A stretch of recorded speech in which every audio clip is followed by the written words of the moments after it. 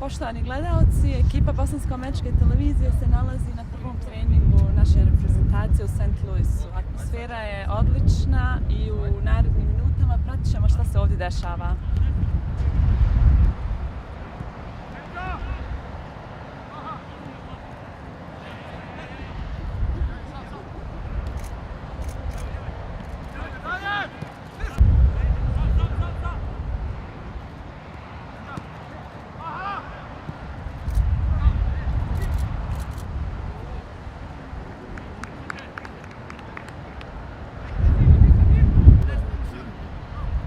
What's your last?